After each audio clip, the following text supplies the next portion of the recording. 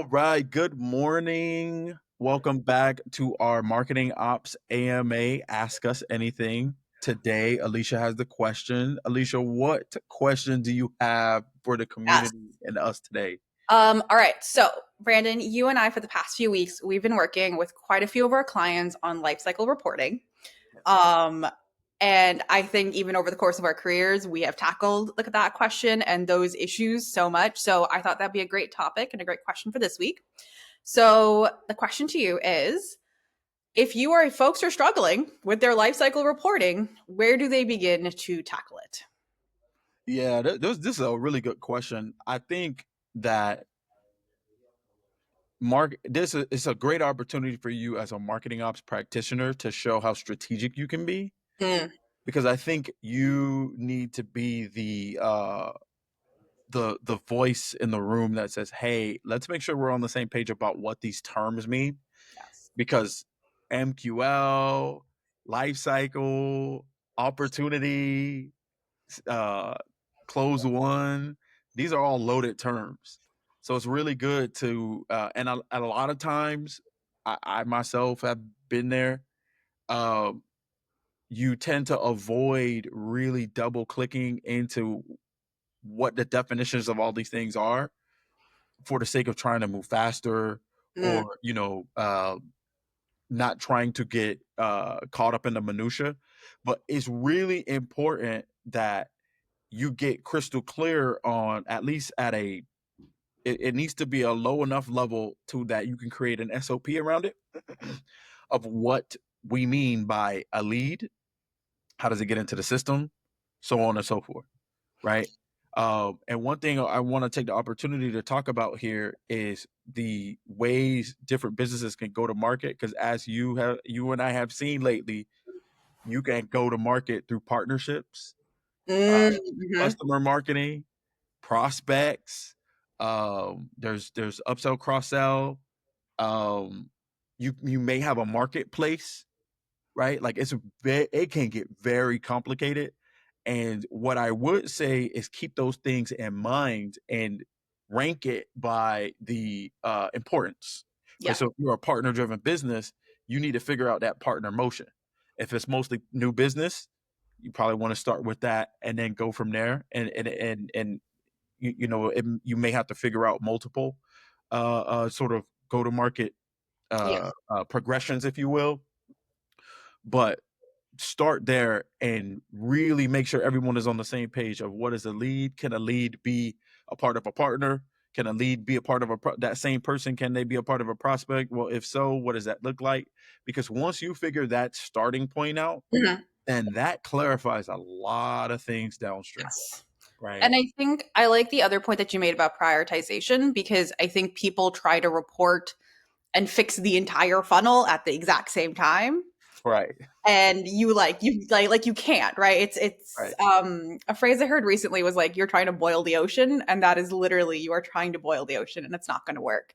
And so I think working through the stages one by one, defining them and then defining the data points that feed into it, sort of step by step of what is most important to the business, right? Because maybe it's MQL, then like opportunity conversion, maybe it's SQL conversion for a different organization. It's picking those things and like picking your battles in the right places, right? Because otherwise you are going to try to boil the ocean and you're not going to get anywhere. Um at any like you're going to drown yourself in that. 100%. And I do think that prioritization point is very pertinent, because you can overcomplicate it sometimes. Yes.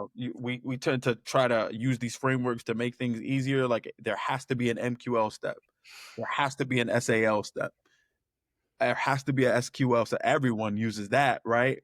That's an assumption. Those are all of our biases. Mhm. That makes it easier to just go into the system and sort of plug things together and get it Yep. done.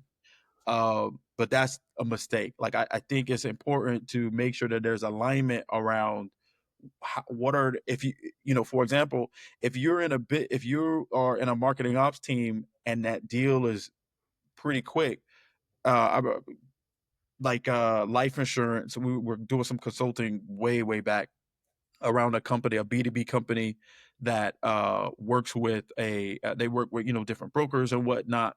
And that deal process, we're talking about, maybe days, maybe it's a week, right? Does it make sense to create an opportunity and put all of these steps in place and call it sales accepted? Maybe not. Yeah. Like, you need to use your business context to solve doesn't mean you don't need process, but maybe you don't need all of those checkpoints that you would have in a large enterprise sales motion, Enterprise deals. And right? I think the other sort of related point that's coming up is that I think we also have like standard data points we try to feed into this of like uh maybe time to first touch is not the best example. I guess for MQL, what's coming to mind is like we have very standard scoring fields. I think we're all like predisposed to using, or like standard demographic scoring, but maybe not everybody needs that, right? Because if you can dial in on the data points you actually need for your reporting and to drive your funnel, it's a lot faster and a lot easier to clean up versus trying to be like, well, we should get all the data under the sun and then use that to power the funnel and our Really reporting as well. great point. Yeah. So And you said something in there about sort of where to start to optimize. I know that's not what we're discussing, but I don't know if we want to go down that we road. go down that road. Why not? Yeah, no, I mean, it's really good to have some intuition on where to look at once you do have, the Mhm. checkpoints in place and you're tracking those and those definitions are documented.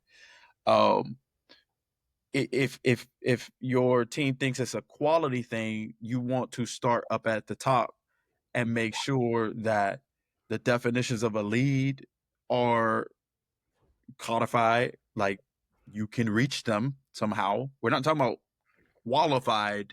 Yeah, We're yeah, just talking about minimum information needed to come into the system, yeah. right? So, those are those because I guarantee you, your team, your sales team is probably getting some sort of leads that they'll never be able to work, right? Because it's just testing or junk, or it's an internal employee or whatever the case is, right? And then, progressing down the path to MQL or to qualified, right? It meets the threshold for a salesperson to look at it and determine if it should progress. Call it whatever you want to call Mhm. it, right?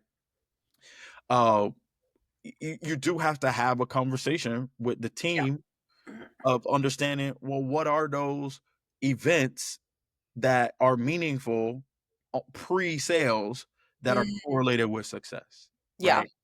right? It could be things in the product. It could be actions they take on the website. It could be demographic information. It's not about using a off the shelf scoring framework. It's about having a conversation of what are the things that we can track now or relatively soon, not like taking 12 months to build something. What can we do now? And then how do we evolve on that maturity curve of scoring to impact the business and And drive those qualified leads? I think that's a really great point to wrap this on is like, especially for life cycle reporting and life cycle, what can you do now?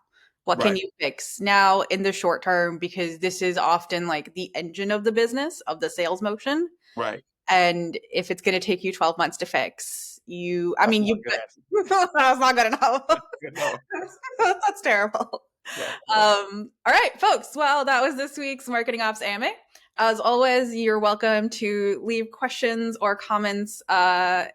Leave comments in the comments or DM us questions that you'd love to see us answer. And we are looking for guests to join us. So if you want to ask us a question or noodle with us on questions that we receive, shoot me a note and we'd love to have you around. All right. Bye.